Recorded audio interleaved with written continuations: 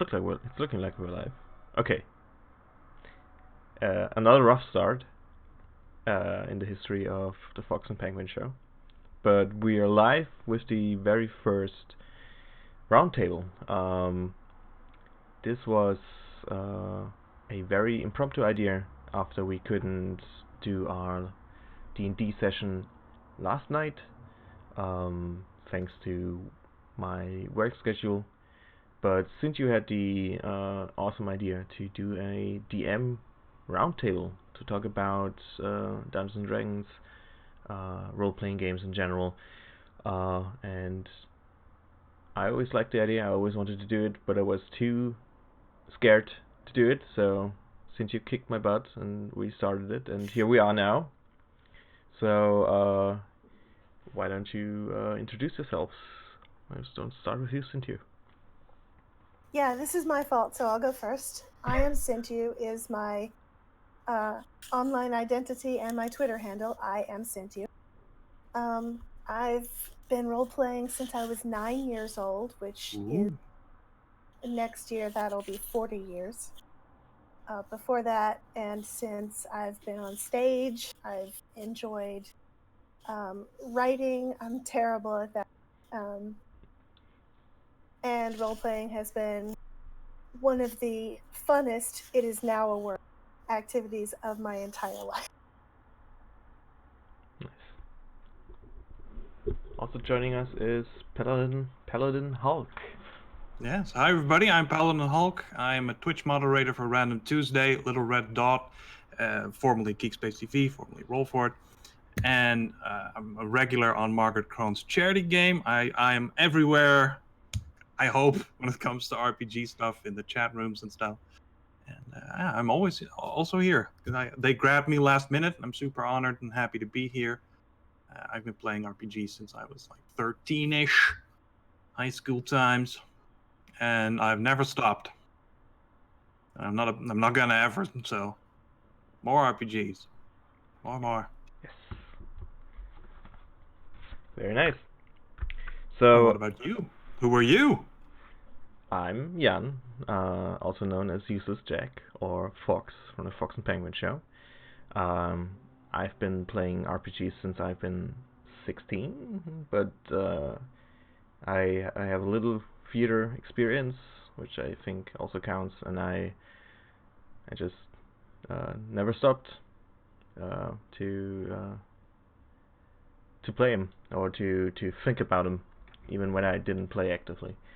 And today we're here to actually talk about our beginnings and talk about how role-playing games affected us or guided us to becoming the people we are today, because I think it's fair to say that RPGs are a pretty, or at least for me, a pretty essential part of growing up. Certainly helped. Yeah. My name is Paladin, and I didn't just pull that out of thin air. So, is it fair to say that's your favorite class, the Paladin? It's certainly the one I identify with the most. But I don't know. I like a lot of journeys about it. I love role-playing games, so I like most of the classes, other than the Warlock. Darn those sneaky bastards. But I play a lot of Paladins, but I also like to play characters who might have been Paladins or who might become Paladins or who are specifically not a Paladin because of like some critical character flaw. Stuff like that. Because it's such an interesting class when it comes to that you need to be a certain kind of people. Because anyone can be a fighter, and anyone can be a wizard. All you have to do is pick up a sword, you pick up a book, and even clerics. Like, you have the requirements there, because you have to somewhat share all the interests of the god, but anyone can start worshipping. Yeah. And if the god thinks you're cool enough, Shazam, powers. But being a paladin is very different. It's just so rigorous and you're born into it more than it's a choice. Yeah, At least in the books. it certainly calls for devotion. Mm-hmm. So how did you come to that? Or backing up a little, how did you get into roleplay at first? When I was 13, I had finally left all my childhood bullies behind in like the first bit of school, from where you go from from 4 to 12. So I got stuck with them for a good bit of years. And I went to high school, finally got the chance to make some new friends, and one of those friends happened to be super nerdy, and he had Warcraft, and he had Warhammer 40K, and he had D&D. And him and his friends had just like gotten done with playing D&D. Like they played like a campaign for like a year or two, and they were done with it. But I was just coming into it, and he showed me what it was, and I was like, this is amazing. I want more. And every time I'd be over there, I was like, hey, can we play some D&D now? Yeah, just a quick an hour. We'll just do the first bit. And he'd be like, fine. And that's how I rolled into D&D. Like someone who was getting done with D&D, but I thought it was amazing. I remember looking at this was AD&D second edition, and The pain. yeah. Don't play it now, everybody. Don't play it now, unless you really want to and love the system. But I looked at the non-weapon proficiencies. I love those. I mean, like I could be great at this at making swords. That's awesome. And I looked at the the store of general items, and I can have an inkwell. Wow, because those are basically useless items for combat, but I could get them. The game wanted me to have a candle. That's so cool. I can think of things to do with a candle. And I remember using like the inkwell to fight an invisible stalker. And I remember being freaked out by that thing. From he's invisible. How am I supposed to fight him? And then I thought, what can I do? And I looked through all my stuff, and I had an inkwell. Throw it at the invisible stalker, and suddenly I have a blob to hit. There you go. That's some smart thinking. But it has so much more freedom than the computer games that I was used to up until that point. Limited as they were, because I've also got my gray hair, so that's been a while. I love role-playing games.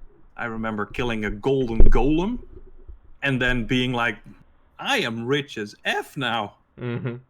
How am I going to get this thing back to town? And then figuring out some kind of complicated pulley device.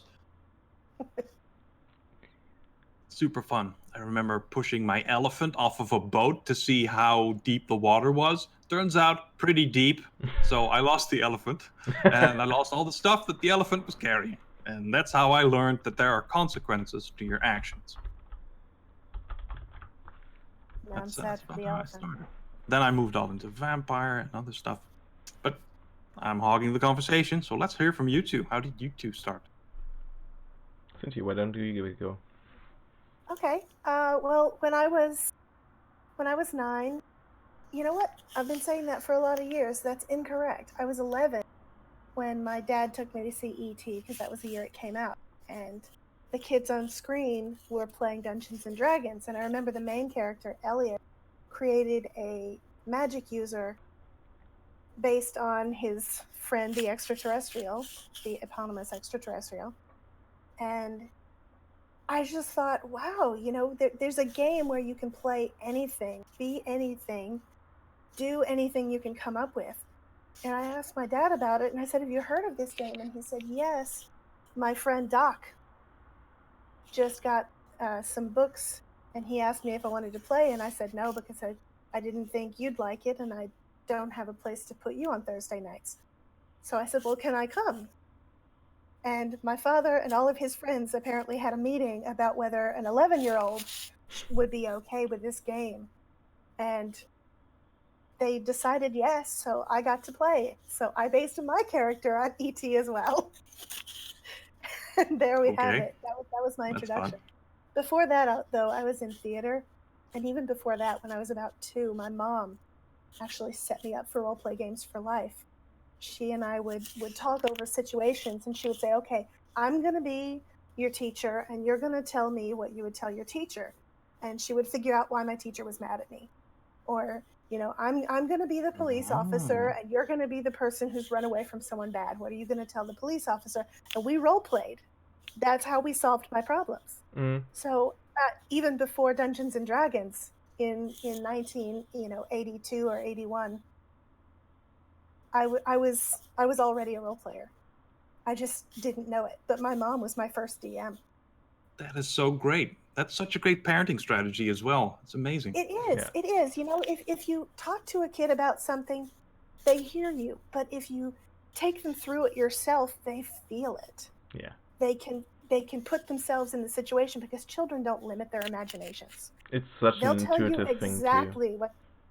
Yeah, they'll tell you exactly what they would do, and I think that it's a really good parenting strategy, and I feel lucky that my mom thought of that. She was a very young parent, and she said herself she didn't know what to do with the baby, but she treated me basically like she would treat one of her cats and hoped that it would work. So, but that was the one, I guess, that's not a strategy that's going to work all of the time. No, but it worked for me. And so that was, I guess, the first human parenting strategy that she came up with. I was about 2.5, and it carried us through a lot of years. She would take me through every situation. We could find out why my friend and I fought, why the teacher was mad, why somebody was crying. What would you do if someone offered you candy and said, "Come with me"? We solved every problem with role play, and it's. So I guess I'm one of those people who actually does use role play as therapy of a kind, but it's more of like a preemptive. How would I solve this problem before it happens, rather than, oh my gosh, I'm so messed up because of this problem. Let's role play about it. Yeah, I mean, there's a good reason why role playing is such a big part in therapy too. Like it just works, I think. And I think we as people tend to cling to that too a bit. It kind of, not to sound superstitious or anything, but it kind of calls to us. It's like we grew up as children role playing, like in kindergarten. I remember playing mom and dad and family and that kind of thing. Like we start super early, and we're not being taught to play these kind of games. We just do. Like there's no rule book for mom and daddy or all these other kind of games where kids just pretend to be someone else and have fun with it. It's true. That's one of the things that I don't recall ever being taught. Someone handed me and my best friend Matthew, when we were little tiny kids, handed us dolls, and he said, "Okay, I'll be the daddy and you be the mommy." And 2 weeks later, "Okay, I'll be the mommy and you be the daddy." Yeah. Immediately, I think most people probably just pretend naturally, and the great thing about role-playing games is that there are rules. So if someone goes, "Bang, bang, you're dead," someone else goes, "No, I'm not. You didn't hit me." Well, there's a way to figure out if that's true or not. You can't kill me because I've got magic. I remember in 5th grade, we were still playing the like with the finger guns and shooting each other imaginarily. And I can't remember if it was me or a friend of mine who then proclaimed after being shot, "You can't kill me. I'm vaccinated against death." And if only that was possible. If only that was possible, yeah. But that was quickly outlawed. Yeah, that didn't work. Gotta be rules. There gotta be rules, yeah. For me, the way I started out was when I was 16. Like growing up, I moved around a lot. Due to my mom and her job and everything, we moved around a lot. I switched schools. Like I did the math at some point, and on average I moved every 2 years. Um, Up to now that I'm 30. Um, and so I didn't grow up with a lot of friends, but when I was 16, it looked like we finally settled down a bit more, and I started my apprenticeship, and that's where I met a guy I worked with. He was like 2 years older than me, and we started like during work we started talking about video games, and he invited me to a LAN party, LAN, just LAN. playing video One of games, those. and they also played Exalted, which is I know that. a role-playing game by White Wolf Publishing, or used to be. It's not existent anymore in that form. And it's like, I mean, I'm just repeating what you guys said. Like, I just remember suddenly sitting there and realizing, holy shit, there's no limit to what I can. There's limits, yes, but I can just do things I want to do. I can just try things out. I can be someone else. I remember playing my very first character. His name was Sen Kitsune, because I'm a big anime nerd. And he was raised by a group of kitsune, which are humanoid foxes. And he was basically a carbon copy of Tarzan. Big burly guy who couldn't talk because kitsune don't talk. And I had to basically use hand and feet to communicate with the rest of the group for like the first 2 sessions until I learned to actually talk. And it also kind of helped me to find a way into the group of actual players around me, because they were all people I didn't know, many of them much older than me, and me being 16 and very intimidated, while also being awestruck, which is a weird combination, because you wanna do all these things, but you can't, because you're like, should I talk now? Can I talk now? I don't want to interrupt anybody, or like, these guys are so much cooler than I. But we, like, every 2 weeks we were playing for 6 to 8 hours, like on a Saturday, and I remember when I got my car, like coming home at like 6 a.m. After like long sessions, and just collapsing into bed and just being so fired up about all these things we just did. And it also like it rekindled my love for just storytelling, which is why I guess prefer DMing to playing. Do you remember the first time you ever GM'd? Oh, I do. Yeah, it was a disaster. We were playing, I think it was still Exalted, but I finished, I think it was Mass Effect 1. Yeah, it was Mass Effect 1. Because I basically recreated the mission where you have to either defeat or save the Broodmother. It's a tough mission. Yeah, but I liked it so much, and I thought, oh, I can just, I'll just grab this and put it into Exalted, and just make it Space Fiend. It was not good, but we had fun, and I think that's the most important thing. And yeah. How's your DM experience? Do you prefer running games, or do you prefer playing? What's your style? Me? Yeah, both of you. I'll go first. I started to GM because no one in the group I'd found then wanted to, and I got volunteered. We all tried it, and I was deemed to be the best at it out of all of us. So, such is life.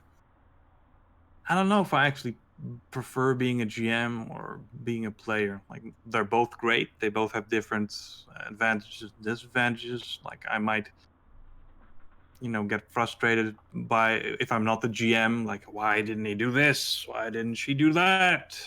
This is so obvious. And oh man, I wish this other person's character story or my character story could be more in the foreground. There's always going to be stuff like that. But being a GM is a similar way, because then the story's not about you; it's about your players, and that's different. That's very different. It's all great. So I'm not sure. I've done a lot of GMing, but I'm also very happy to be a player. I play mostly right now. I haven't had the guts yet to do it on Twitch, to GM on Twitch, but I'm looking forward to giving that a whirl at some point. Should be, reasonably okay. I'm sure you'll do fine. We can only hope. I think I much prefer being a player, especially in an online group. I don't think that I would enjoy being a GM for an online group, because I like to make things for my players. I've got, let's call it 4 players, even though it isn't 4 at the same time. I bought the D&D Essentials kit, which comes with an adventure in it, Dragon of Ice Spire. It's a fun adventure. I'm going to enjoy leading it, and I have one friend that I said, you haven't played in years, and the system is entirely new now, and I've never DM'd before, and would you be my test player? Would you teach me how to DM by being my player? And she agreed. So we had a session. It was fun. And I talked about it on Facebook. And another friend saw that and said, gee, I'd like to play too. Would you run me? But they can't get together on the same weeknight. So I'm having to run 2 different sessions.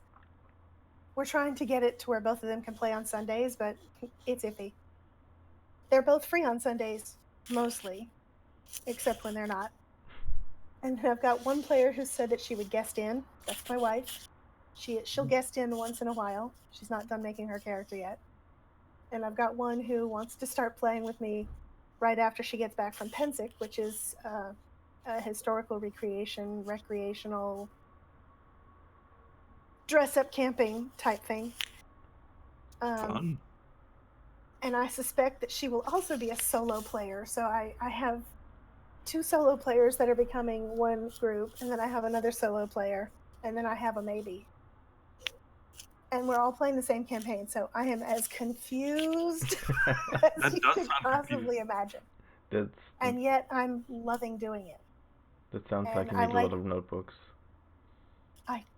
I only have 1 notebook, but each little section, each particular mission that they can go on has its own folder.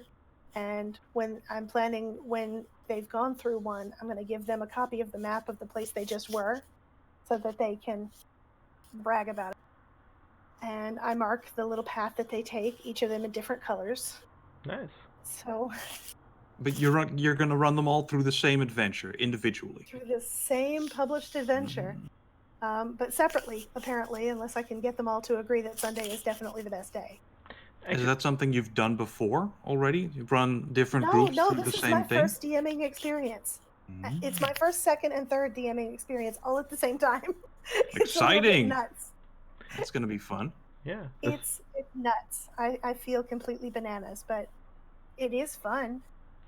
Yeah, it's actually quite interesting idea, especially with the path and everything you mentioned, like to see how all the different players progress, because each group or each and every player is very different, so you can expect very different sessions. What I really thought about doing, though, And I thought about it a little late. They all started on the first mission. They independently picked this one mission. Mhm. I didn't, I gave them the 2 or 3 options that they're allowed to choose from, and they all picked that same first one. So I thought, well, that's good. We'll all start in the same place. And I have my map where I'm marking everybody's progress in a different color of ink, and I'm marking theirs, and I'm giving them a map when they're done with each location that they can go to in this campaign. And I think that that's why I like an in-person game. I like a visual aid. I like making a map and showing it to someone and going, look here. I have made one of my players already a dice box, which also functions as a dice roller because it's got a built-in Nice. to keep their dice, their cards, their pencils, whatever. And it also functions as a roller and a spell tracker. I'm super proud of this, guys. Damn, that sounds It impressive. sounds very impressive. I feel it's impressive, even though it's, my first woodworking project, so it's kind of a piece of... I've never woodworked, so Yeah, I'm impressed. It's Drek, but it's my Drek, so I'm proud of it. If it's Drek that works, it's not really Drek. It does. Yeah. It does work, and I'm planning to make a couple more, but it takes a while, and it's very hot out, so I'm not doing it until the weather's cooler. Oh yeah, no hard work in hot weather. No, I'm too ginger for that nonsense. So Jack, have you ever run people through the same adventure? No, I'm not a big fan of repetition. We did Curse of Strahd a few, like 2 or 3 years ago, and we're currently running Dungeon of the Mad Mage. I did want to do another run of Curse of Strahd because I wasn't happy with the way it ended, because it's such a it is a very grim adventure, but I made it unnecessarily grim, I feel, and it reflected badly on my players, like on my friends, and we played for almost a year, and by the end, I think we were all pretty happy that it ended. It wasn't necessarily a slog to the end, over the finish line or anything, but like we had a cleric who was such a fanatic follower of Lathander, the Morning Lord, and she lost all contact because Curse of Strahd plays in a pocket dimension called Barovia, and there's no or very little contact to your god, and she lost all of it, so she went mad from day one. We had a paladin who had several near death and actual death encounters, like all that kind of stuff. The mage, the wizard, turned into like a ghoul for a week and all that. And I think the rogue had it the hardest because she had all this loot and she couldn't sell it anywhere. She couldn't make any money of it, which pissed her off a lot. So I always wanted like the platinum pillar at the bottom of the Temple of Elemental Evil. That kind of stuff, yeah. Like it's Where are you? because it was my first experience DMing for real. Like I always had these little one shots here and there. You mean a campaign? A real campaign, yes. Yeah. And I never did that before, and I think I played too much by the book, and I didn't allow a lot of downtime for my players, and I had them on edge like through the entire campaign, and it was just dreadful. And I couldn't get them to work together for the life of me. Which, like, the entire group, we're all good friends among each other, but the characters hated each other. which was probably a result of their environment in which they were in. Um, but it was just, by the end, we were all a bit exhausted from Curse of Strahd, a bit burned out, and I kind of regret that it ended that way. So that's a thing I'd like to get back to, but other than that, I don't know. I like It to might do. just not be the sort of the campaign for them. You know, if they Yeah. like the other stuff better, then maybe they just don't play Curse. It's fine. That's probably it. Yeah. Yeah. I'm blathering, but to keep it short, yeah, I'm not a big fan of repetition. I like to do a thing well, do it once and do it well, and then be happy and move on to the next thing. Mm-hmm. That's kind of my approach to these kind of things. Excellent. What about you? I've only done that once, I think. I had a brand new girlfriend, and she was like, "What's this RPG stuff that you do?" I was like, "Well, I'll run you through a session, you and your two girlfriends, and I'll introduce them as well. It's gonna be great." So I was gonna do vampire, and I was like, "Well, I gotta make this good, so I'll play test it first with my regular group." So I ran them through it first. Everything went smooth, and then I ran her and her friends through it, and it did not go smooth. It took them 2 sessions, and it took my friends 1 session, and like they spent like the first session they spent it bickering over the house that I put them in. They argued about like who was going to get what room and how they were going to decorate, and only then did they go find the missing ghouls that were like in danger. And I was like, well, you spent this many hours arguing about which wallpaper you're going to take, so this one's dead. And I mean, did they have fun? Yeah, it was kind of a mess. On the other hand, it's kind of nice to hear that they were involved in it. They may not have been involved in the mission yet, but Yeah, they clearly wanted to build a life for these characters, and that's pretty cool. that was fun. Yeah, at the end of the session, like the one who was the best, I thought, at role playing, like she got how to talk to NPCs. She figured out how to like interact with all the high up vampires and things. She was like, this is not for me. That was so sad for me because she was actually good. And the one who maybe wasn't as good, who decided to play the more standard vampire, like ultra sexy. Also, she has 2 katanas, and she's basically Angelina Jolie, only more attractive and rich and famous. Like that's not a great way to start because that's difficult. Like she was like, "This is great," and my girlfriend did like it, so she decided to join our regular group for a bit, as long as we were dating, and that was really fun to have someone like immediately join my interests like that. But that really taught me about how different groups handle the same situation. Mm-hmm. It's interesting that you bring up that your girlfriend got into role play because of you and took your interest. I had the exact opposite journey. I had a bunch of friends in high school that didn't role play, so I started looking around and I was like, okay, find me some nerds, and I needed to find my people and not just the people that I looked like. So I found me some nerds, and I was like, you look like a gamer. And one of the guys, his eyes lit up. And this is 8th grade, so I'm 13, 14.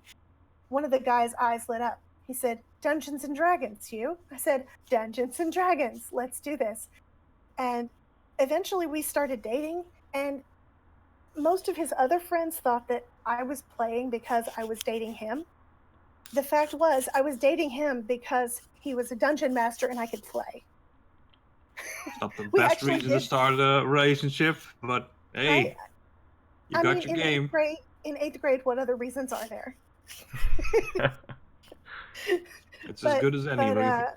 Yeah, I mean, we did actually have other interests, and we had suitable temperaments, and we were together for a couple of years. But on and off, but mostly what we did together was game, and that was what made it fun for me. That was what made that relationship fun. Nice. Yeah. And In now the fact, current I wife got she's together with my playing. current wife. Yeah. I got together with her because we were role playing on the same online server. Yeah. That's awesome. Yeah, How our about you, characters Jack? got Have together, any, and then we got together. relationships with role playing? How's that going? My girlfriend is years. certainly interested, but she's not as much into it as I am. I ran a game for her and her sister that she enjoyed. She joined our Exalted games back in the day, which she liked. But she's not as much into it as I am. Like she's not thinking about the next character she's going to build or the next campaign she's going to play and all that kind of stuff. She is. Do you know what it is she does like about the whole thing? Yeah, I think she likes the creativity. She likes making cute characters and playing them, and she's very artsy, so she likes to draw the characters, that kind of thing. So she's more into the creativity behind it. You should play The Quiet Year with her. Have you heard of that? No, I haven't. What's that about? I love The Quiet Year. I've only played it once, but like if anyone gives me the opportunity to play The Quiet Year, I'm gonna drop whatever it is I'm doing and go play The Quiet Year. It's a one-shot RPG thing, and it's not really as much a role-playing game as it is collaborative storytelling. So yeah, it's you and 3 other people. There is no GM. There's a deck of cards with random events, and then you go through 1 year in a chosen community's life. And at the end of the year, the Frost Shepherds come and everything is over. And throughout the year, you define your community and you have them experience events. Like when I played, we were cavemen living in the ruins of a crashed spaceship. Oh, But it could be anything. that sounds awesome. It really was. I actually wrote it down. I'm going to look into this. And the reason I suggest you for your artsy girlfriend is you have to draw a map and draw on the map what there is in this world besides your little community, because there might be farms, there could be mountains with dragons, there could be anything. Awesome. And it's up to you. There is no GM telling you that's not existing in my world. Awesome. If you say it does, it does. That sounds actually awesome. That sounds exactly like something I would be very much into, because I love the storytelling aspect of the role-playing games. Me too. That sounds very much like my thing too. I know, it's so awesome. So what I'm saying is we should get together and play that.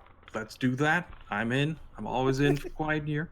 It boils down the collaborative storytelling without all the extra stuff from role-playing game. Like you don't have your hit bonuses and things. Everything gets stripped away, even your character, because you're just playing like a percentage of the community. Awesome. And you can have like little votes. Well, my portion of the community thinks that this thing that's happening is great. And something isn't. Like we unearthed a crystal dragon and some people started to worship it, and others were like, let's just mine the thing or destroy it because it's evil. You can do anything. It sounds fantastic. That actually sounds something... That does sound like something you could play sitting around like a campfire or something. Yes, it would work great for that. Awesome. Assuming you had a map to doodle on. Probably. You could draw on the ground. Yeah, you could just use a stick and sand or whatever. Yeah. I was a while ago. It's not screaming time. It's streaming, not screaming. Hush. Your cat is guest starring in our stream. Always. She's definitely. Cats are popular on Twitch. Don't hide the cat away. I'm not trying to hide her. She just won't come up. I'll tag her on Twitter later. Come here, hop up. A while ago, before I before Mark and I, the co-host for Fox and Penguin, we decided to start streaming before we started playing Curse of Strahd. I was looking into role-playing games that are more reliant on role-playing than, or on storytelling and role-playing than on rules, because as I said, that's something I enjoy very much about role-playing games, just acting. Like, even when we were playing Exalted still, which is also very dependent on role-playing, because it's just such a giant and imaginative world. I always had trouble with rules. I can't wrap, like, I have a goldfish brain. I can't wrap my head around rules. Like, I could never remember what the rules are for Exalted, and when I then tried to run a game of Exalted later for the same group that was running Curse of Strahd with, we realized how awful these rules are, because they are super complicated. But even for D&D, I sometimes find it not too restrictive, but it's too easy to fall on this. To get bogged down into them, yeah. Yes, yes. Thank you. I grapple it. Why? Why would you make us use the grapple rules? Oh no. Let me just pull out the DM book. Yeah. But sometimes you have to grapple because it makes sense. Yeah. In our last session, actually, we had a player call a shot, and she's a new player. She just described what she's wanted to do, and it was awesome. But in the back of my head was like, oh no, that's a called shot. Is a called shot harder to do? Was it a thing in 5e? And I was panicking and looking through the DM book, and then I just house ruled it and just said, fuck it. It was awesome enough. Disadvantage? Yeah. No, I just said it sounded cool. Just do it. And I even gave her an inspiration point because she was role playing well. Or did I? That would make a great combination to both give her disadvantage and inspiration. Yeah, that would cancel each other It's out. difficult, but I think it's cool. So let's just do it. Speaking of game mechanics, there's a mechanic from another system that I really like. That I wish I could figure out how to house rule into a D&D game. Are you familiar with the Buffy the Vampire Slayer role-playing game? No. Am I ever? I watched Layla the Vampire Slayer. So best game ever, right? I mean, some of it, the drama points are cool. The rest, exactly, it's the drama points. Yeah. I mean, they function, I guess, in a way like inspiration, except that you can collect them and spend them whenever.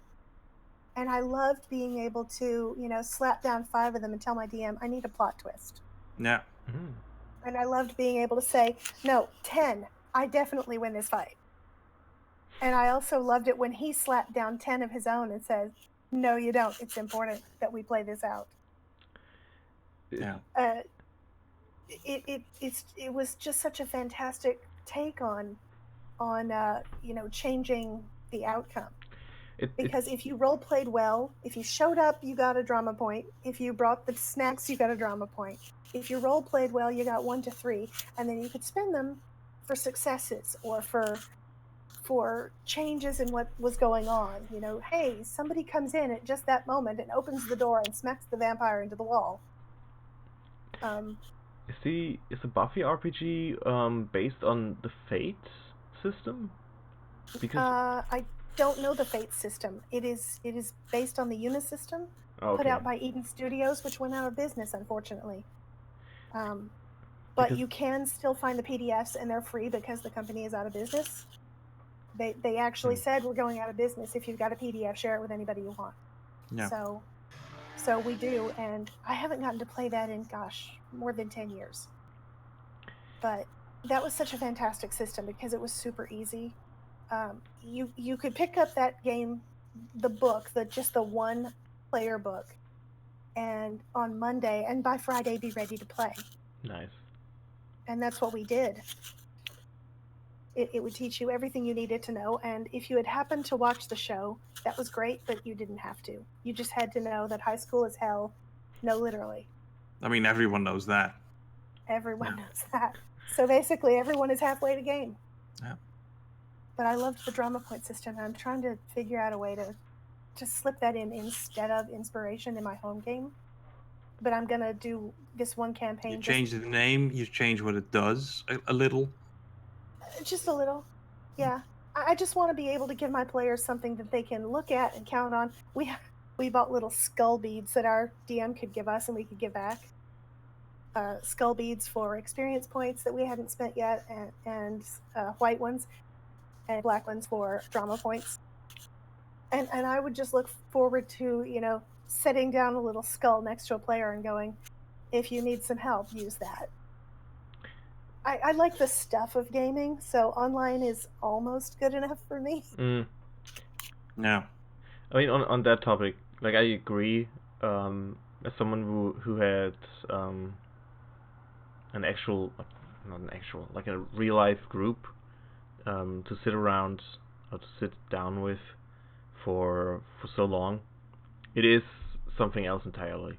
Like sitting at the same table, eating snacks together, and we used to be a pretty big group, so there were moments where the DM was just playing with like 3 of the people, and 2 and 3 others were just goofing off with their characters, doing something else completely. That's something that's kind of missing in the online. It's less social. Yes. But on the other hand, it's also more focused on the game, and it's harder to get distracted, and that's good. So you pay attention to what's going on. So it's a real give and take. Also, you don't get as many crumbs everywhere. That's true. Which is nice. I mean... Yeah, but you can't... Like, my last in-person game was that Buffy game, and there were 3 of us... Well, there were 2 of us regular players, and then our DM brought in his roommate, Mary. May she rest in peace. What a good person she was. And she came in to guest, and for some reason, we each had a weapon that was a projectile weapon. I had, I think, a crossbow. My wife had a dagger, and Mary had a longbow, or maybe it was a gun of some kind. And we realized that we all have magic items, and as one, we pop into the Charlie's Angels pose, all 3 of us, and the DM loved it so much, he emptied his, thing of drama points for us to share among us. He's like, do whatever you want this game, I'm just going to let you run. And that's the kind of thing that you don't get online. Yeah. On the other hand, in person, you don't get to play with people on another continent, and I would miss out a lot on, like you, Jan, for example. I'm in Europe too, so. And you then, and I would love to play with you. Same. The biggest challenge are the time zones, though. Like, oh god, yes. Figuring out what GMT is in Central European summertime. Jesus Christ! Yeah. When I was still playing with just my other group, my Curse of Strahd group, they were all in Britain or in Scotland, and it was just a 1-hour difference, and I kept getting it wrong still. Now with SinTyu in the US, and 3 players from Scotland, and another player who's from the US but who was in Taiwan on holiday, on vacation for a bit. We had like nuts. We had with me we had 4 different time zones to consider while scheduling. So yeah, scheduling, I like to say scheduling is the actual final boss in D&D.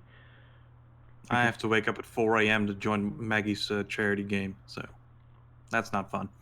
That's dedication. That's a great game, so it's totally worth it. There you go. But, it's a sacrifice. Hero. Oh. Not all heroes wear a cape. Paladin. Unless your character wears a cape. Then never mind. No capes! I love that character so much. So you mentioned paladins are Yes. your favorites. Pretty much. Do you have any, like, when you're not playing D&D, when you're playing another system, do you still try to play something like a paladin akin to akin? No, akin. Akin. Thank you. Akin to a paladin. I think so, yeah. Well, my favorite like archetype of a character is the big guy, like the huge muscly dude, like Grog from Critical Role, who I'm assuming we all know. Like that's my go-to, like some big stupid guy. But I don't like to be evil because that goes against like the I might set out to be evil and say, okay, feels bad to be mean. this time I'm going to be a bad guy. And I did that in Little Red Dot's game. I set out to be a bad guy, and the very first thing she said was, "There's an NPC struggling with paperwork," and I'm like, "I'll help you. I know how to do." Oh, I fucked it up. Not again. There it is again. Yeah. But it feels bad to be mean. It does. It's not Yeah. great. Like I can be like jerkish. Like Yeah. that's okay because he's still basically a good guy. He's just not very Yeah. good with the socials. There's I mean, nothing wrong with a bit There of are sass. characters that are a little bit snarky and everything, or, maybe a little selfish. But when it comes out to it, I can't play a character that doesn't mind ruining somebody else's life. Yeah. In order for me to get a character that doesn't mind ruining someone's life, that someone has to be the biggest, baddest, worst person or entity ever. Mm-hmm. Yeah, it's tough because it's not necessarily bad. Like it's just it's our personal hang-ups stopping us from being the villain, and sometimes the villain is fun to play, and they can be good in the campaign or in a group.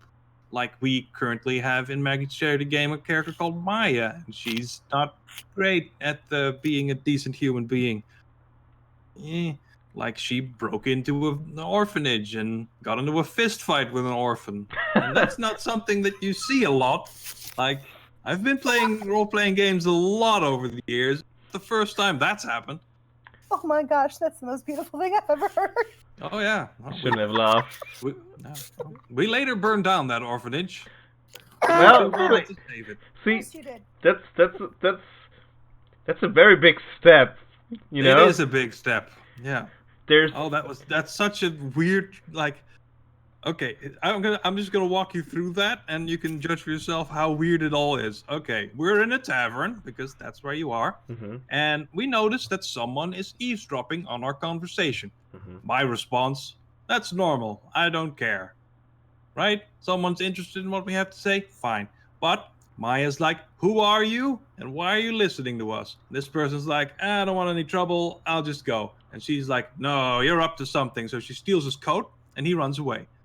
And then we chase him because you don't split Because up he the party. ran. Yeah. And we follow this person who was just in a bar, not doing anything super evil. And we chase this person to the orphanage, which is odd because adults don't belong in an orphanage. At least we assumed it was an adult. And instead of saying, "Oh well," she breaks into the orphanage. And then she starts interrogating orphans while the rest of the party is outside going, was this a good idea? I don't know. And we knock on the door and try ourselves, but it doesn't work out. And later, because we do have clues that something's going on at this orphanage, we return to like see if we can figure out where this dude went. And wild magic happens and it attacks us. We get like struck with spikes from the ground, so we're hurt. And we know that the orphanage has some like a nurse, so we go in to get our wounds tended to. While that happens, more wild magic and it summons a bunch of monsters. So we get into a fight. And our only way to win that fight, because it was really difficult, was to web them all up, right, with the web spell, and then huck a fireball at them. Oh my gosh. And that sets the web on fire, which is a great combo spell. So we were like, yeah, we got them. This is a really difficult fight, and we won. But it also burned down the orphanage. It's, sad. well, Totally saved the orphans, though. That's the best part about D&D, though, isn't it? That you didn't plan for, that you don't expect, that the thing that snowballs into something enormous. Oh, yeah. there's It's the best. It is the best. there's And that's why I wake up at 4 a.m. yeah. I mean, it makes sense. That does sound like a fun group to play with. There's a similar story regarding fire and buildings being burned down. That includes our Curse of Strahd Baby. group, and Mark, who's probably in chat right now because I see him posting. He played our elf wizard, Don't scratch the floor. and the gang was being chased by a revenant and his gang, and the paladin especially, who played a lawful good paladin who killed a guy, buried the body in a shallow grave, then spat on it, got obviously, haunted by that body turning into a revenant because he hated him so much. I also changed his alignment from, lawful good to chaotic good because so they were chased into this church, and I think the elf wizard was hiding in the rafters, and he shot down a fireball spell at the revenant who was coming into the entrance, but the building, like the church, was so old that it caught fire immediately, and it was mostly made out of wood, because old Gothic buildings rely on wood for structure. Yeah, that'll happen. Yeah. Enjoy your crazy time. And a giant wall of fire just slowly approached them. And that's when the paladin decided to fall on his knees and accept death. And the cleric and the wizard had to basically drag him out of the burning. It was a mess. It was good fun, but it was a mess. It does sound messy and awesome. That's another thing that role playing has done for me. I like no surprises. I like a very orderly life. You wouldn't know it to look at this office. In my defense, it's not mine. But I like things to go step by step, and I like to be able to plan, and I hate spontaneity and by nature. And the more I role play, the more I handle that stuff well. When we first got together, my wife spent a couple of years with me saying, I would love to take you to Europe or to Asia or to Africa, but you don't travel well because you're not in charge of everything.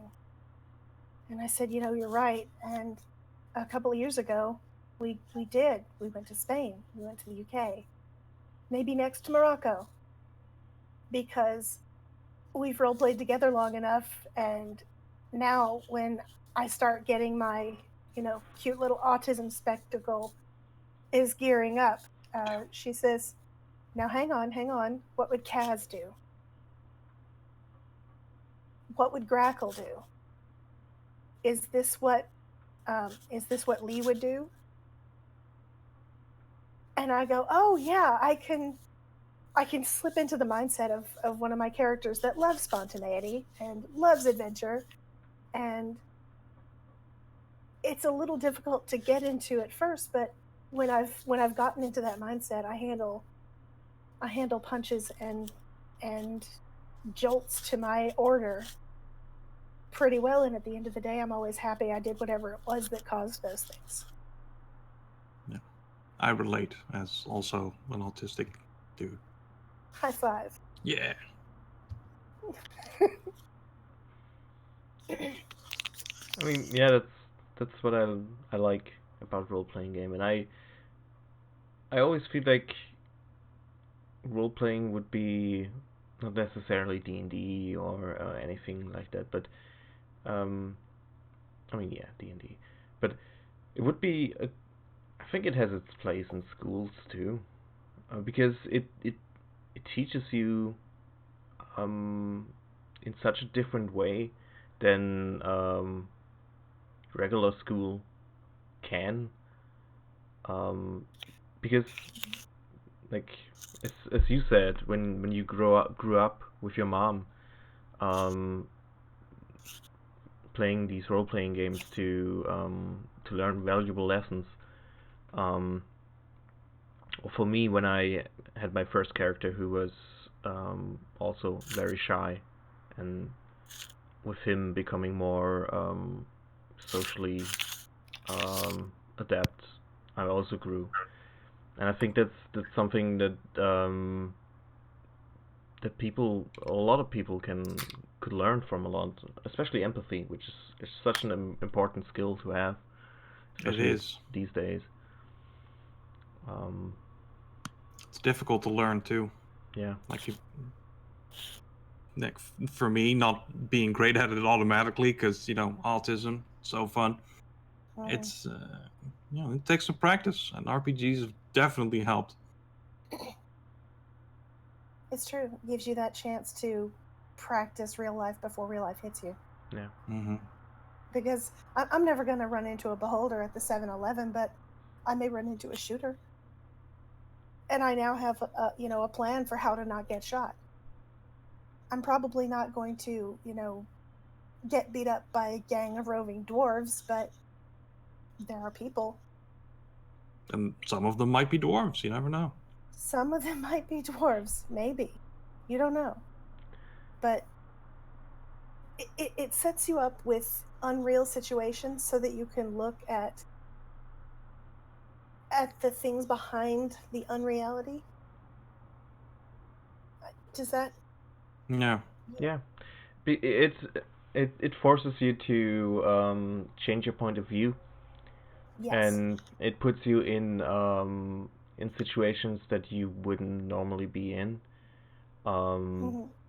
and especially if you're playing with a group of friends and you're in a secure and a warm place where it's easier for you to open up. Um, it's it's such a valuable lesson um, to do this thing, to change your point of view, to um, um, there's this German saying, über den Tellerrand blicken oder über den eigenen Tellerrand blicken, to look over the edge of your own plate. It doesn't. Peripheral vision. Yeah. Look outside your immediate. Yeah. It's Past the end of your nose. yes. It's in. And this this also hit me when also about the same time that I started playing role-playing games, I started reading Terry Pratchett novels, and I don't know if you're familiar with him, but Of course. the first books I read from him were the Trucker Wheeler Wings with the Gnomon, and I don't know if you read them, but Truckers, Diggers, and Wings. Yeah. yes, They're okay. they're people living in the walls, and the first one takes place in a department store which is getting demolished, and they have to leave. Yes. It's real great. Yes, it's fantastic. And there's this they're tiny people, like 5 inches tall, and they live about 10 times the time goes for them about 10 times as fast as for us, which is why I would never notice them. And there's this anecdote that runs throughout these books, like a little story of these tiny frogs that live in the rainforest, and they live in in the what's the correct word, in a flower that fills with rainwater, and they spend their entire life just in this flower. And then there's this one group of frogs who actually looks over the edge and goes on the steps sets foot or wet Mhm. foot on the branch and sees all these other flowers around them. And I remember so vividly when I read that, I had I had to put down the book because like, holy fuck, there's other Yeah. things out there. There's other ways to view things, and that always stuck with me. And that's also why I love role-playing games so much, because you can be the frog looking over the edge of the flower of the tiny pond. Um, yeah. Where am I? What year is it? I think that the main reason I decided to take a leap in DM was so that I could show the frogs the other flowers. Because I know I need it on a regular basis, and I figure some of my friends might also. And so far, yeah, that's also been instrumental for me in. I've played 3 sessions with one player and 2 with another, and never gotten them together, but I have hope for maybe next week or the week after. But in both cases, there are people who've played before, and so one of them is absolutely certain that, well, if I see an orc, I'm shooting first. Yeah. And the module is even written to set that sort of thing up. Mm. And I thought, well, maybe we don't need to do that. Maybe instead we can talk about how the orcs wouldn't be attacking this town if they hadn't been ousted from their home by a manticore. Maybe we can talk about the fact that there's nowhere that wants these orcs. They've been kicked out of their safe home and now they're on the run. Of course they're going to do what they can to survive. Maybe we can talk about that. And I'm excited to see if I can communicate that adequately to my players without spelling it out for them, because I want them to come to it themselves. And I think it's going to be a fun challenge for me, but I also think that it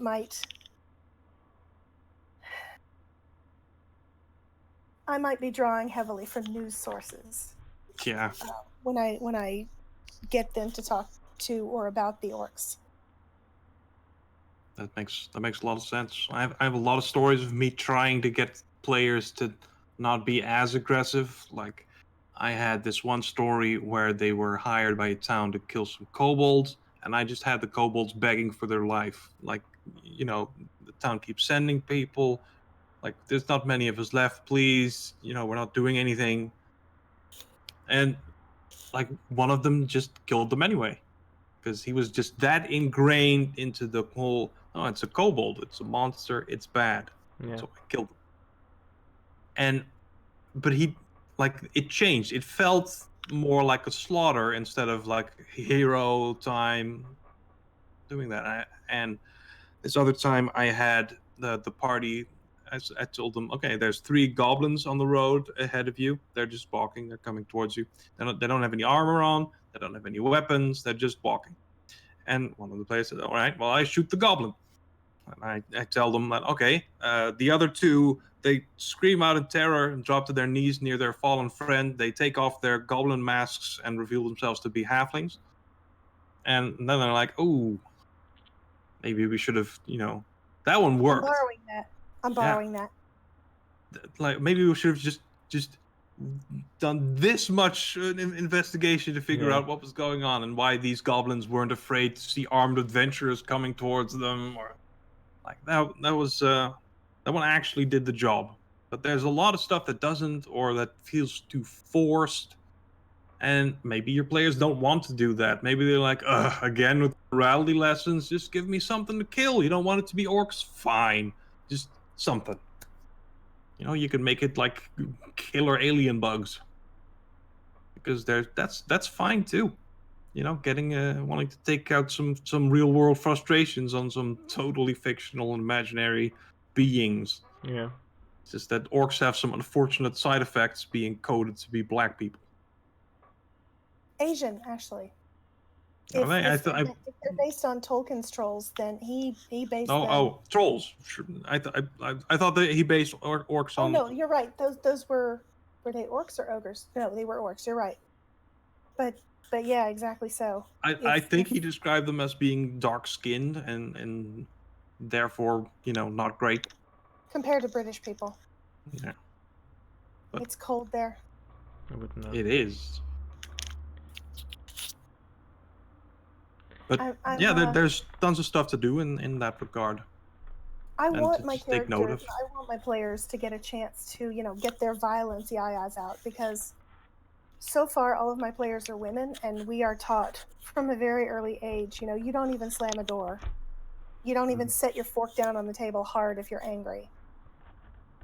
We're taught not to express anger. So I would like to give my players a chance to express anger and a chance to completely go wild on something that deserves it. Yeah. But I also want to remind them that they have to make sure that the thing deserves before they do it. It's not just made up that expressing anger has some risks. Mm-hmm. But yeah, they sound like a very fun group of barbarians in the making. Right? Interestingly enough, none of them are playing warrior types. I've got a cleric, I've got a rogue who, and get this, she's made it very clear to me she doesn't want to steal anything and she doesn't want to assassinate anything. She's a legitimate locksmith, and she makes people more secure, not less. And I'm like, you precious cinnamon roll, I love you. Yeah. So we've got her and a cleric of Timora and a bard. That's my wife's guest character that she's going to bring in. That's a interesting party. We don't have anybody who is geared to causing damage, which is fun because almost all of the encounters that they're going to have in this game involve at least something that they're going to have to try and physically destroy. Or talk into doing what they want.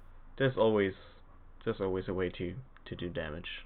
Like, you just have to be creative enough. That's fine. Like, you can. I might give them like an inorganic or non-living thing that they have to tear down to get somewhere that they need to go, just so that they can blast away with whatever they've got at a rock or something. The Street Fighter 2 extra level. You can just smash a wagon. Yeah, the beating the car. Yeah. That was so weird. Just randomly a wagon appears in the middle of the road and they can't move it out. So they have to smash it to bits. Maybe they need firewood or something like that, and they just find an abandoned something they can smash. Or they get into a bar fight. Sure. That's always fun. It might be something that escalates from someone slipping in spilled beer or tobacco spit. I have one. There was a streamed game of D&D that accepted viewer encounters, and I gave them 2 before they decided that maybe it wasn't the best idea, because it took a lot of effort and communication and changed some stuff. But the first one was I was trying to see how murder hobo-y they were, because they were pretty murder hobo-y up until that point. So I decided to give them 2 encounters that would not go as well as possible if they were to fight. And the first one was that I sent mind-controlled guard at them, just city guard, and I gave them detailed descriptions of what they looked like. Like, one had smile wrinkles, and one had like a toy doll in his coat pocket, and some medals. Like, I described them in a way that would communicate to them that they were decent people, and yet they would fight. And that went really well, because they almost immediately figured out what was going on and then didn't kill them. Like, so one of my streamers who was in that game, Random Tuesday, she decided that the obvious thing, that it was the puppet thing that he had in his coat pocket, that was like some cursed artifact. But I had imagined that it was just the charm spell or something like that. But like if I was GMing and she tried to destroy that thing, thinking it was the cause of the problem, I would have just said yes. I like that. That's a great idea that you had. I'm gonna roll with it. Now it's that thing. So that one went well, and they really like loved that they could tell from the description of the character that something was up. The other one did not go as well. I think because the GM wasn't as into it as I was. I made a 2-headed ogre mage, and one head was evil and wanted to kill them, and the other one head was good and didn't want to kill them.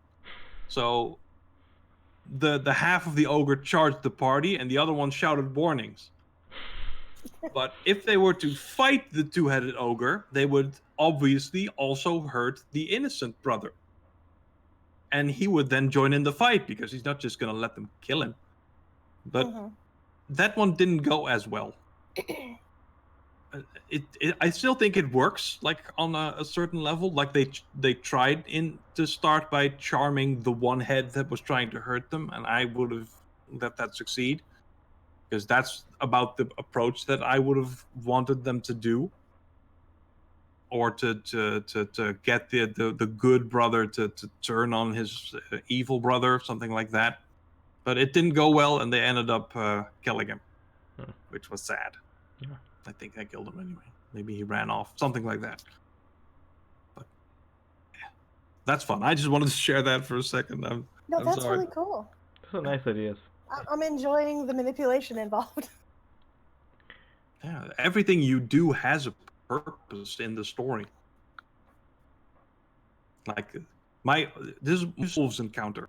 I hate the 3 wolves encounter, where you're like, oh, you're on the road and you're traveling. Then guess we're gonna do an encounter, and you see 3 wolves coming at you from the blah blah blah, and there's no point to that encounter. Like, it doesn't do anything in the story. Those 3 wolves aren't related to anything at all. It's just a fight. It's not even interesting because they're just 3 wolves. Yeah, I agree. I'm not doing that. I agree heavily. Like my players will tell you that I went on tangents about rolling tables, especially for random encounters. I have to stop myself because I'm about to go into another tangent, but especially for character creation. Dale, come on, do it. No. Nobody got time for that. Especially during character creation, it's a good it's a help for new players. It's a help for if you're maybe not so much a creative type, or if you don't know what to play, or if it's a quick one-shot game. Yes, but to take the book and see the table and think, oh, well, I have to roll a d10 to decide the character trait my character is going to have, irks me so much. It's something I You know what? urge I to disagree. tangent rises. I disagree for a very specific reason. If you roll and something makes sense, you've got something that you wouldn't have thought of on your own, maybe. And if you roll and it doesn't make sense, you can set it aside, and then all of a sudden you know, aha, I know something about my character. I know that doesn't make sense. Now what does make sense? Sure, but it's just a tool. Yes, but if you don't see it that way, if you see it as a command, then it's bad. Yes, that's my point true. exactly. I've been in more than one shot that the DM says, okay, roll a D whatever and tell me what the result is, and then they've said, oh, yeah, you firmly believe that yada yada yada, and you're a fanatic about it, and you're gonna have to roleplay that. And I'm like, no, that does not suit this character. If this is the way it is, you're gonna be down 1 player. No.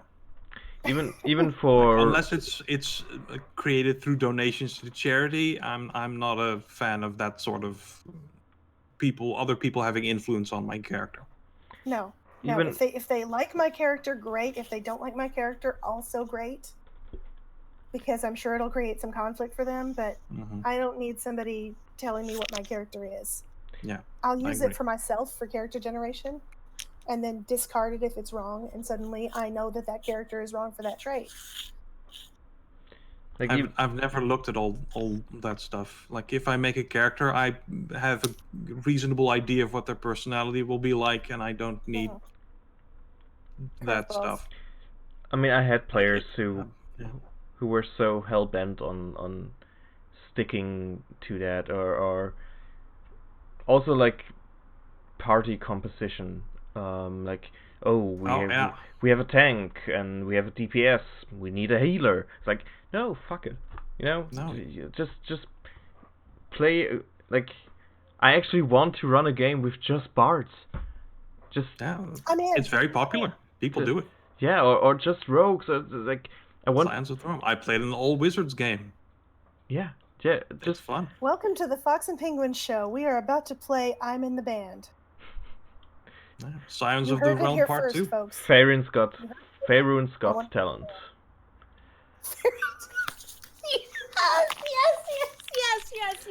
Yes. Oh my gosh. That's the I mean, best. it's role playing is all about Where's like the pen? Oh, giving man, there's no giving into your creativity, and being restricted by the rulebook is something that I don't know. What's happening? Go. It's Thinking happening. that there could only be one rogue, because if there is two, they'll step on each other to open locks and stuff. That's called niche protection. And it's not really a thing, because their niche isn't that they can pick locks. Their niche is that they are who they are, that they are their own person. Like if two characters are too similar as people, that might be a thing, but that doesn't happen. But the conflict between two people that are that similar is also fun to roleplay if you know you're going to be doing it for a long time. Yeah, like it could happen. Like you could have like a little gentlemanly thing. And this one's yours, good sir. And I shall take the next one. Or suddenly you've got Vex and Vax. Yeah. They were They could similar. both pick locks. Yeah. They could both pick locks. They took on some of each other's class characteristics. Mm-hmm. And they were the absolute best connection on that show, I felt. I mean, if the chemistry's right, and if all players are happy, like I don't know, I always feel weird telling people not to do a thing while I always feel weird telling people not to limit themselves, because I also feel like I'm limiting them by saying, oh no, you can't or you shouldn't play that because, you know, just I'm crazy. If it works, it's fine. It works. But don't beat yourself up about the rules. Like, they're just a suggestion. I think in the player's handbook, one of the first rules in the book is, if you don't like a rule, change it. And that's such an important rule. It's the most important rule in the book. Like, I still have to learn that sometimes. Like, I did it wrong a while ago when a player was joining a game I was in, and she said, well, I'm going to play a warlock. I'm like, that's great. What kind of warlock are you going to be? Like, who's your patron? Like, that's the interesting thing about warlocks, right? They have a patron. So who's your patron? She says, it's the Raven Queen. That's a great patron. Like, that's a god. That's the Celestial Pact. And she says, no, I chose the Infernal Pact. And then I was like, it doesn't make any sense. Like, it's the Raven Queen's not a devil. It's not a demon. And I got really like, this doesn't. But of course, that's wrong, because the Raven Queen could also grant the boons of an Infernal Pact. Infernal's just the word. It's just, it has fire stuff.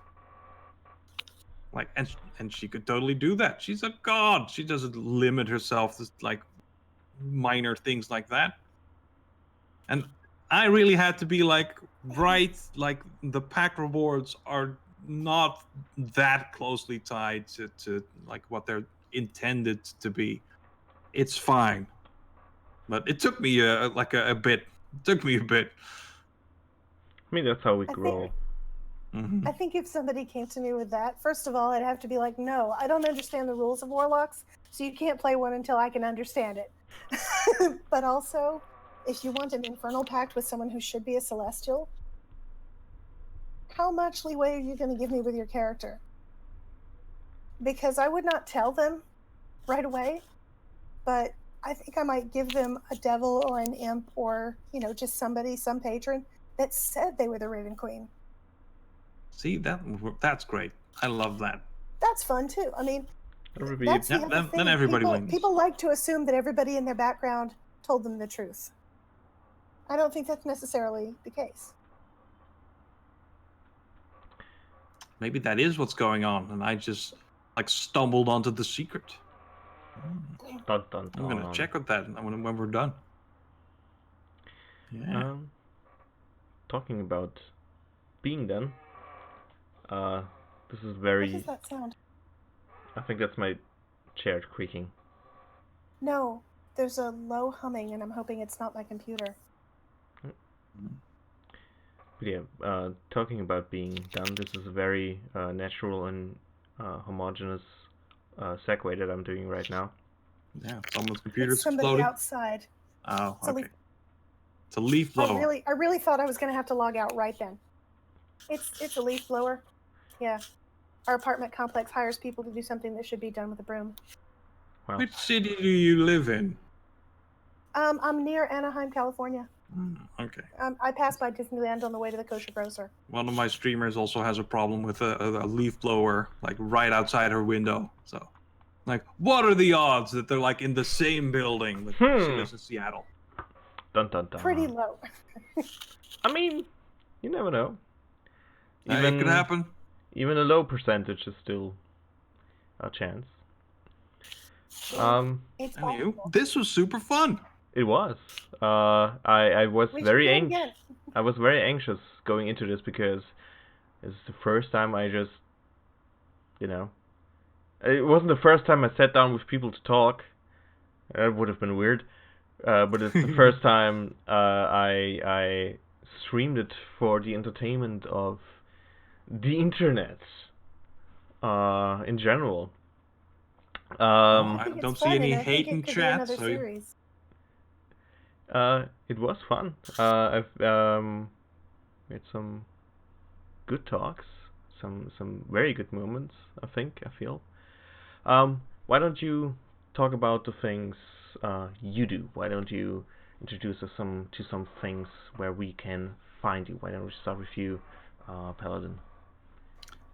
I'm PaladinHulk, Twitch moderator for Random Tuesday and Little Red Dot. You can find me in Margaret Crone's charity game, which airs every Wednesday at, for me, 4 a.m. For everybody else, a different time zone, which I'm not going to look up. And on Sunday, I'm on, what's the channel name again? Uncanny Adventures with Janine, who is amazing. And I play in a pirate D&D game where I play a paladin who is not a good pirate, but gosh darn it, is he trying. And that's on Sundays. It's very fun, and that's my only games at the moment, but they're good, and you can find me in RPG chats wherever you go. Very nice. Take it away. SinTyu. I'm only in one other streaming game at the moment. It used to stream on Phantom Roll Booth, but they restructured their channel. They were so good to us. They found us another place to call home. We're now going to be on Variant Rolls, and we're taking up our second season starting on the 11th of September. So watch that space. And also, I am on the Fox and the Penguin show with Jan here as my DM, and we're playing through Dungeon of the Mad Mage, and so far it's great fun. Yeah, it's true. Lots of madness in that dungeon. Oh yeah. Have you met anyone sane yet? We have not met anyone sentient. Oh, yes, we did. Sane. No, we hadn't met anyone sentient, let alone sane, until the last. I guess that is a requirement. And we haven't learned too much about that person. They stumble into a group of vampires, and I'm looking forward. I expect that by the end of it, somebody won't be sane, and it might be me. I'm looking forward to see that being played out. I've seen that played through on Roll20 Presents, so I know what you're in for. It's a lot. I used Not that gonna as lie, I'm inspiration. starting to think of vampires as people that I went to college with because we played Vampire the Masquerade in college. So the next session of Dungeon of the Mad Mage is going to be next Monday at 7 p.m. GMT, provided again work doesn't,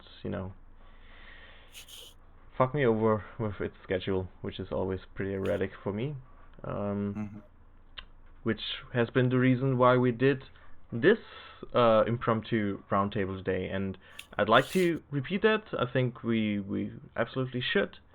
We're going to talk about a bit more when we should do this again, and I'll keep you posted on the Twitter and Discord and all the other places you can find us, which is down in the bio, in the Twitch bio, where you can find us.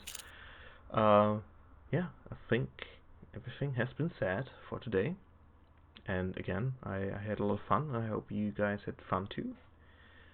And until next time, until next time, I wish you a good night, a good day, or whatever, wherever you are. And until then, goodbye.